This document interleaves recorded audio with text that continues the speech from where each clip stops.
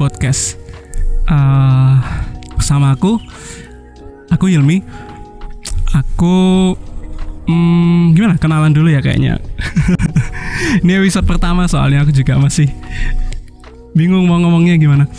Nah, aku Hilmi, aku sekarang mahasiswa semester 6 di sebuah PTN di Semarang. Jurusanku geografi, ya memang mungkin nggak nyambung ya dengan kayak gini. Aku kayaknya nanti bakal kelihatan sok tahu ngomongin banyak hal macam-macam. Namaku Hilmi. Sebelumnya kenapa sih kok aku pengen bikin podcast ini ya?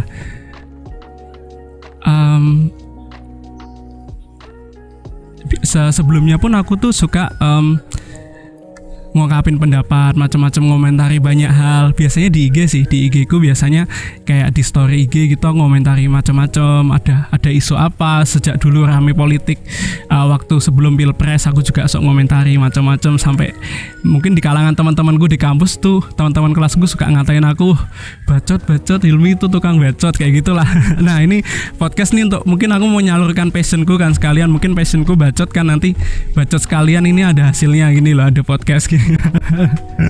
Mungkin itu sih kenapa aku milih media podcast. Ya juga untuk ngisi waktu lah di waktu self quarantine kayak gini di rumah, nggak ada kerjaan. Nah, ini biar ada kegiatan juga. Kenapa nama podcastku Mind Palace bahasa Inggris ya, oke. Artinya, maknanya bisa diartikan istana pikiran. Mungkin aku pertama kali dapat, ya aku sini awalnya juga bingung mau namain apa. Terus aku denger istilah Mind Palace itu di series Sherlock Holmes itu, kalau kalian tahu lah, itu detektif yang terkenal banget itu. Sherlock Holmes itu dia kalau dia mau memecahkan kasus kayak gitu, biasanya dia duduk diam, kemudian bahkan nggak diganggu, bahkan berjam-jam itu dia kayak menjelajahi istana pikirannya sendiri. Jadi dia mikir di sini, dia mikir kasusnya ini gimana sih, pakai logika macam-macam. Nah, aku mengibaratkan aku punya juga Mind Palace, dan mungkin teman-teman semua orang punya Mind Palace masing-masing. Jadi kayak semua orang punya istana pikirannya masing-masing. Di pikiranmu isinya apa? Dan aku menganalogikannya kayaknya istana pikiran orang tuh beda-beda. Jadi mungkin ada yang istana pikirannya megah gitu kan, yang gedungnya mungkin ya kayak bener-bener istana tinggi macam-macam, pintunya banyak, kamar-kamarnya banyak. Terus mungkin ada yang sederhana kayak rumah biasa, atau mungkin bahkan ada yang ya cuman kayak gubuk gitu. Menurutku istana pikiran orang itu dipengaruhi dibentuk oleh lingkungannya juga, apa yang dia baca, apa yang dia lihat, apa yang dia pikirkan setiap hari, apa yang dia dengar dari orang-orang, gimana lingkungannya macam-macam. Nah, mungkin kayak gitu sih. Nah, aku di podcast ini kenapa aku namain Mind Palace juga biar ini aku pengen mengeksplor istana pikiranku sendiri juga. Awalnya apa yang ada di istana pikiranku ini aku keluarin aja gitu loh, aku keluarin semua gitu macam-macam, dan juga nanti ya kita mungkin semacam sharing lah istilahnya. Aku juga pengen memahami gimana sih yang di istana pikiran teman-teman tuh kayak gimana gitu. Nanti ya kita sama-sama diskusi, kalian bisa usul kayak pengen bahas apa, kalian nanti komen, nanti aku balesin. Masalah balesin komen udah ahli lah aku. Udah sering di debat-debat di sosmed tuh, udah sering, dari mau debat sama dulu lah pendukungnya Prabowo, pendukung Jokowi, atau mungkin debat sama orang non muslim macam-macam, debat sama orang-orang fanatik macam-macam, orang yang suka feminisme macam-macam. Aku udah sering debat lah. Dulu pernah sampai aku debat sama orang punya akun-akun dakwah gitulah, akun-akun dakwah gitu, dan ternyata dia polisi gitu. Terus tahu DM aku, dia nggak terima lah macam-macam, udah ngancem-ngancem, katanya aku mau dicari nih gini. Padahal nggak merasa statementku ada yang salah sih kayaknya, tapi akhirnya malah aku udah mikir, wah ini kalau didatengin beneran gimana ini polisi, soalnya kan aku mikir gitu kan. Sampai aku udah ngobrol sama temanku yang anak himpunan mahasiswa, minta debat. Nanti kalau misalnya nanti aku didatengin beneran, aku ditemani mediasi ya, ditemani ngobrol. Nanti kalau bisa disambungin ke BEM sekalian gitu, biar nanti aku ada temennya kalau misal didatangi beneran, misal ya dia mau klarifikasi pendapatku macam-macam. Tapi alhamdulillahnya malah keesokan harinya tahu-tahu dia ngeblok IG ku gitu loh. aku juga heran loh kenapa dia yang ngeblok IG. Kalau misalnya dia ngancam-ngancam dan aku takut, kan harusnya aku yang ngeblok IG dia, tapi malah dia yang ngeblok IG ku. Tapi yaudah, itu udah lewat, mungkin juga jadi pelajaran buat aku biar mungkin lebih hati-hati lagi dalam menyampaikan pendapat. Terus aku mungkin mau cerita dikit lah, apa sih kira-kira yang mempengaruhi pemikiranku kayak sekarang ini ya. Mungkin kok kadang mungkin teman-temanku mungkin yang tahu lah, agak kadang suka sok kontroversial. Terus mungkin orang tua aku juga, ibuku tuh sering nasihati lah macam-macam, katanya pikiranku terlalu liberal macam-macam. Apa ya, dulu aku pas kecil, ya aku cerita dikit aja lah masa kecilku ya. Dulu aku pas kecil itu, sebelum aku masuk TK itu aku udah bisa baca. Dulu buku pertama yang aku baca itu komik Kung Fu Boy, kalau teman-teman tahu ya, yang itu tokoh utamanya namanya Chin Mi ya. Itu yang dulu pertama aku baca. Itu sebelum aku masuk TK. Jadi kita aku masuk TK itu udah bisa baca. Padahal kan normalnya kan biasanya TK itu TK itu kan biasanya baru diajari untuk persiapan baca dan baru bisa baca SD. Nah, aku sebelum masuk TK itu udah bisa baca, makanya dulu aku masuk langsung TKB. Walaupun akhirnya sama ibuku nggak tahu malah disuruh TKB lagi, jadi aku TK-nya tetap 2 tahun tapi TKB semua. Nah, ya mungkin dulu pas kecil aku lumayan suka baca karena orang tua aku juga dulu di rumahku orang tua aku menerapkan nggak ada TV. Jadi waktu aku kecil tuh mungkin waktu kalian kecil SD gitu sering nonton SpongeBob macem-macem. Nah, aku nggak pernah itu. Karena di rumahku nggak ada TV. Dulu pernah ada punya TV, rusak agak dibenerin, dan tuh juga mungkin masalah prinsip sih orang tahu kayak gitu. Jadi aku sama adik-adikku diarahkan untuk sering baca macam-macam. Jadi kayak mau nggak mau aku pas kecil tuh udah lumayan banyak baca. Dulu sering kalau misal ada pameran buku Islamic Book Fair gitu di Jogja gitu, diajak ke sana sama orang tua gitu, kalau mau lihat-lihat beli buku apa. Nah, terus aku dulu SD-nya di SD Islam, SDIT. Nah, di SD itu dulu aku pernah di kelas 3 itu masuk ke kelas, harusnya itu kan kelas 3 itu kan ada kelas A sama kelas B, harusnya ada cuman ada dua. Kelas A itu yang cowok-cowok, kelas B itu yang cewek. Nah, aku dulu pernah masuk kelas 3C. 3C itu kelas khusus untuk anak-anak yang nakal-nakal. Dulu aku pernah masuk ke kelas itu. Mungkin teman-temanku yang lain tuh ya biasa, yang nakal-nakal, suka berantem, suka mungkin suka bolos macam-macam kayak gitu kan. Nah, aku tuh dulu nakalnya tuh agak unik sih. Mungkin dulu aku nakalnya apa ya, suka bantah. Nah, itu mungkin aku dari dulu udah ada bakat suka bantah-bantah gitu. Dulu aku suka bantah guru. Aku nggak suka sama pelajaran matematika kayak gitu. Dulu aku pernah bikin guru matematika aku, ya udah, ya aku salah itu, kasihan juga guruku udah tua kayak gitu. Terus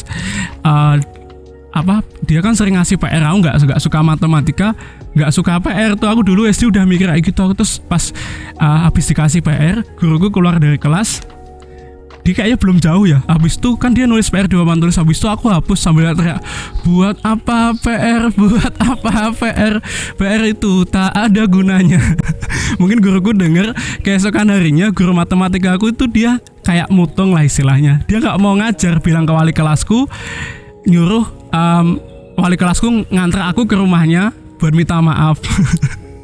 Aduh, aku dari kecil udah kayak gitu ya. Terus salah satu kenakalanku dulu pas SD itu, jadi kan ada istirahat 2 kali. Di istirahat pertama itu aku minjem buku di perpus, istirahat kedua tak kembaliin. Jadi selama pelajaran aku malah baca buku, nggak merhatiin gurunya jelasin, aku malah baca buku di bawah meja kayak gitu.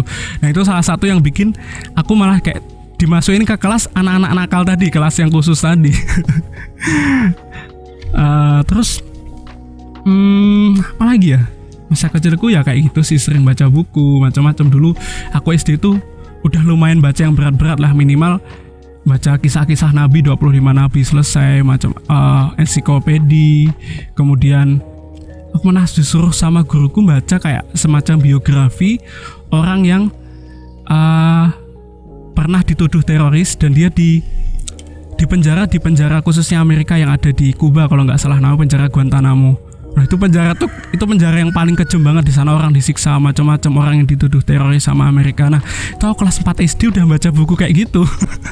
Gak tahu juga, dulu aku baca novel Laskar Pelangi itu kayaknya seri Laskar Pelangi yang sampai Sang Pemimpi, Eden Shore macam-macam itu juga aku selesai sebelum pas SD itu aku udah selesai semua serinya. Keluargaku bisa dibilang Islami, terus kalau versiku menurutku konservatif orang tuaku ya, tapi ya gitulah.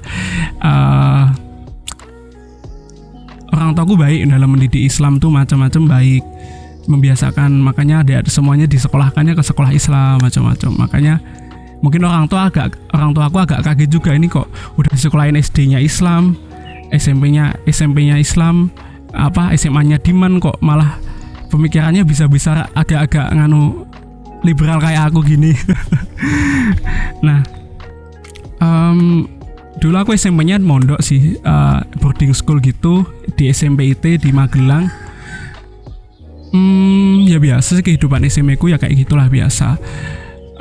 Kemudian ya aku lumayan, awalnya aku nggak menikmati karena itu mungkin aku karena dipaksa ya, kayak disuruh sama orang tua aku untuk mondok, sedangkan aku nggak mau, tapi ya udahlah dijalani aja ya, lumayan aku ya dapat pengalaman jadi anak pondok lah istilahnya, mungkin dapat pelajaran agama yang lebih dari yang lain lumayan. Tapi pas di pondok pun aku suka menanyakan hal-hal yang kayak ke pelajaran akidah akhlak tuh, aku menanya ke guruku, Pak gimana membuktikan kalau Tuhan itu ada. Nah kayak gitu-gitu aku suka nanya aneh-aneh gitu juga dulu pas SMP. Gimana sih membuktikan kalau Tuhan itu ada, macam-macam. Kemudian setelah SMP aku masuk ke SMA-nya aku di MAN. Aslinya aku sama orang tua aku sama ibuku suruh mondok lagi, tapi aku nggak mau. Habis itu boleh nggak mondok tapi nggak boleh di SMA negeri. Akhirnya aku masuk MAN. Oke. Di MAN ya lumayan, aku menikmati lah kehidupan anak SMA macam-macam. Waktu di mana itu menurutku itu puncak-puncaknya aku secara akademik di situ, karena aku alhamdulillah dulu lumayan jago lah di geografi, pernah ikut olimpiade nasional kayak gitu, kompetisi sains madrasah yang tingkat nasional, dan dapat medali juga alhamdulillah. Itu kayaknya memang puncak-puncaknya akademiku di situ, puncak-puncaknya sih aku ngerasa. Soalnya aku sekolah pun nyantai, aku sering di kelas pun nggak begitu merhatiin, nggak rajin-rajin amat, tapi selalu di ranking 5 besar lah, minimal 5 besar, 3 besar. Saingannya sama teman-temanku yang cewek-cewek yang nggak bisa aku kalahin memang karena mereka rajin gitu, tapi kan aku nggak rajin gitu. Dulu aku masuk di IPS, terus habis itu aku masuk kuliah. Sekarang kuliah aku masuk jurusan geografi. Mungkin semua orang, mungkin teman-temanku dulu juga mikir, oh Hilmi menang olimpiade geografi, kuliah geografi, wah nyambung banget ya, kayaknya passion banget ya mungkin. Tapi kuliah satu semester, 2 semester awalnya oke, lama-lama kok susah juga geografi ya. Ini aku udah semester 6 kok baru merasa kok kayaknya bukan passionku, kok ternyata kok geografi nggak segampang dulu pas SMA gitu, nggak seseru itu kayak pas SMA, macam-macam, mulai menghadapi kegalauan kayak gitulah. Kayaknya mungkin wajar lah teman-teman juga mengalami fase kayaknya merasa salah jurusan kayak gitu. Itu mending kalian yang mungkin milih-milih, oh kayaknya aku suka ini, ambil. Nah ini aku yang kayaknya kelihatannya udah passionku banget geografi, tapi ternyata nggak juga. Aku masuk kuliah pun setelah semester 6 pun aku mulai kok kayak nggak ngerasa ini passionku, macam-macam. Kemudian menurutku selain itu yang membentuk istana pikiran kita ya, yang membentuk mind palace kita itu juga orang-orang yang yang menginfluence hidup kita gitu. Orang-orang yang menginspirasi macam-macam. Mungkin dulu kalau ditanya, waktu anak-anak ditanya idolamu siapa gitu, mungkin ada yang masih bingung. Mungkin kan biasalah anak-anak kecil idolanya kayak pemain bola, Ronaldo, macam-macam. Dulu aku kalau ditanya idolaku siapa, dulu aku jawabnya Leonardo da Vinci. Itu juga cuman mikir kayaknya keren ya, pelukis, seniman, macam-macam. Tapi kalau sekarang aku udah lumayan mantep ya, kayak ditanya siapa sih yang menginspirasi, siapa sih yang mempengaruhi pemikiranku jadi kayak sekarang kayak gitu. Karena sekarang aku udah mulai jarang baca sih. Dulu pas kecil aku rajin banget baca buku, sekarang aku bacanya di HP.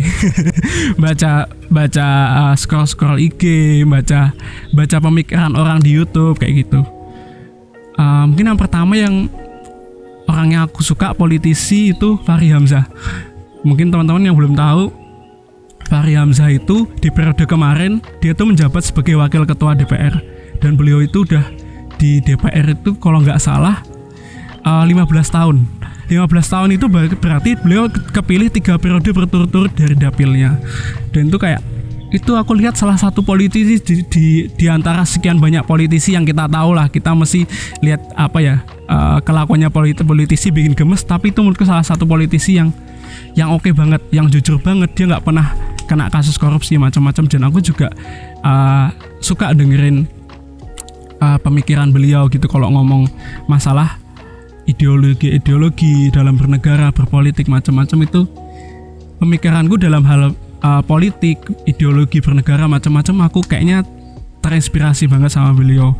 Terus kemudian aku juga suka Pandji Pragiwaksono. Pandji Pragiwaksono itu dia stand up comedian. Mungkin menurutku dia stand up comedian nomor 1 lah sekarang di Indonesia, karena dia turnya paling sering, pernah world tour juga, keluar ke berbagai negara kayak gitu untuk tour stand up-nya dia kayak gitu.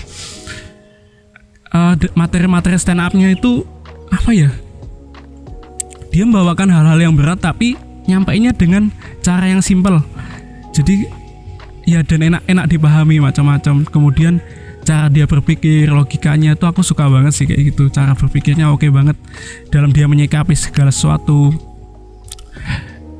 Dia bisa berpikir logis dan juga lucu. Ya iyalah, stand up comedian mesti lucu juga. Karena menurutku pelawak, mungkin banyak orang-orang tua yang generasi di atas kita tuh mungkin agak meremehkan profesi yang kayak kelihatannya apa sih pelawak, apa sih stand up comedian. Padahal menurutku orang yang bisa bikin jokes dan memahami jokes itu dengan baik itu biasanya IQ-nya tinggi. Jadi kalau orang yang dia bisa mikir jokes yang bagus sampai memahami jokes itu, menyampaikan dengan bagus tuh biasanya orangnya bakalan pinter, menurutku ya kayak gitu. Terus kalau pemikiranku tentang Islam, memahami agama kayak gitu, aku mulai suka denger ceramahnya Profesor Dr. Quraish Shihab. Quraish Shihab itu beliau ayahnya Najwa Shihab itulah, kalian mesti tahu lah Najwa Shihab. Nah itu sebenarnya sama ibuku pun agak ditentang, karena menurut ibuku beliau itu sesat dalam tanda kutip, dan bahkan katanya Syiah dalam tanda kutip. Tapi memang banyak orang berpendapat gitu, tapi di satu sisi aku ngambil pendapat beliau yang baik, karena beliau memahami Islam, menyampaikan Islam tuh dari pendekatan yang humanis gitu. Jadi nggak melulu menghakimi, menghukumi ini haram, halal macam-macam kayak gitu. Aku pingin baca buku-buku beliau, ada tentang Islam wasataniyah, kemudian ada trilogi yang bagus itu judulnya Islam yang saya anut, Islam yang saya pahami, dan Islam yang disalahpahami. Itu aku pingin, mungkin besok lah kalau ada uangnya, soalnya tabunganku habis ini untuk beli alat-alat ini sementara ini. Nah, kemudian aku juga suka ada nih Ustadz lah, sebut aja Ustadz muda yang ini lagi hype juga nih, deket sama anak-anak MLI, Majelis Lucu Indonesia. Kayak itulah, kalau kalian tahu Tartan Muslim sama Coki Pardede, nah mereka sering bikin konten itu, namanya Habib Hussein Ja'far. Aku juga suka ke pemikiran beliau. Dulu aku pernah subscribe channelnya itu, bahkan belum banyak lah subscribernya, masih belasan ribu tuh aku udah subscribe, masih muda. Terus dia kalau dia lebih pendekatannya lagi lebih ke Islam tuh pendekatannya cinta gitu. Dia bahkan menegaskan kayak apalagi Islam kalau bukan cinta gitulah. Mungkin kayaknya sekarang kita dalam mengamalkan Islam agak kurang rasa humanismenya, mungkin agak kurang cintanya itu kurang. Jadi rasanya tuh Islam tuh kok rasanya kayak yang ngeri-ngerinya aja tuh loh, murkanya Allah aja yang kayaknya kita dengar dari Islam gitu loh, kayak akhir-akhir ini. Ya mungkin tuh nanti salah satu yang akan aku bahas juga mungkin topik tentang Islam, tentang kayak gimana aku memahami Islam kayak gitu. Terus yang terakhir yang aku suka itu Sujiwo Tejo. Sujiwo Tejo tuh beliau budayawan, dalang juga. Aku suka denger pendapatnya kalau lagi di forum ILC itu yang di TV One itu. Beliau sering ngasih pendapat yang lumayan kontroversial, nggak kepikiran banyak orang, tapi ketika aku dengerin, oke juga. Kayak salah satunya pas dia ngomong pas lagi ribut lah masalah penghinaan Pancasila macam-macam, beliau ngomong, bahkan tanya gitu ke forum, emang Pancasila itu ada ya? Wah, itu itu berani banget pertanyaan kayak gitu. Awalnya masih orang, ini kok mempertanyakan. Beliau bilang, emang Pancasila ada ya? Teksnya ada, lambang Garudanya ada, sila-silanya ada, tapi Pancasilanya ada nggak sih? Kok kita, terus dia bahkan memperumpamakannya tuh kayak, kalau misalkan Pancasila ada, harusnya di negara ini nggak ada orang miskin, nggak ada orang tertindas, harusnya keadilan itu ada, harusnya nggak ada anak jalanan, harusnya nggak ada orang susah mendirikan rumah ibadah, harusnya nggak ada orang didiskriminasi. Dalam banget sih itu menurutku. Kayak kita sering memahami Pancasila itu kayak sebatas simbol-simbolnya, ketika mungkin masalah ketuhanan Maha Esa, sila-silanya disinggung, atau kita lihat ada artis yang nggak hafal Pancasila, itu kita langsung masa nggak hafal sih, macam-macam. Padahal itu esensi, kita lupa kayak esensinya Pancasilanya di situ gitu loh, keadilan sosial bagi seluruh rakyat Indonesia, ketuhanan yang Maha Esa, macam-macam. Harusnya itu yang harusnya terjadi di Indonesia saat ini kalau misalnya Pancasila itu ada gitu loh. Menurut Sujiwo Tejo, dia bilang Pancasila itu nggak ada kok, kenapa kok kita ribut dengan hal yang nggak ada gitu loh. Dia bahkan statementnya ya kayak itu. Aku suka sih pendekatan dia, kadang pakai pendekatan yang filosofis tapi budaya lah, dari perspektif Jawa, soalnya kan beliau yang budayawan banget. Kayaknya mungkin segitu dulu deh. Aku takutnya ini kelamaan nanti teman-teman bosan dengarnya. Ini podcast pertama aku, soalnya mungkin nanti topik-topik pembahasan podcastku macam-macam. Nanti mungkin bahas Islam, tentang agama, politik, konspirasi mungkin ya. Ini kan lagi ramai juga konspirasi coronavirus itu juga. Kemudian mungkin isu-isu psikologi kayak mental illness, LGBT, macam-macam. Yang aku merasa, ya aku nanti baca-baca dulu. Ketika aku merasa udah lumayan, nanti ya kita bahas. Nanti teman-teman bisa lah nanti kalau mau request macam-macam. Nanti kalau yang ngelihat dengerin ini, nonton ini di YouTube, nanti langsung komen aja di kolom YouTubeku atau mampir ke Instagramku @hilmi_gifari. Nanti aku ada linknya juga di bawah, nanti aku kasih. Nanti teman-teman komen aja misal, atau bahkan kalian ada yang mungkin nggak setuju, sampein aja. Mungkin nanti aku akan bahas beberapa pendapat yang nggak setuju gitu atau gimana, nanti aku bahas di video-video selanjutnya juga. Mungkin cukup sekian. Sampai jumpa lagi dan panjang umur halal baik. Sekian.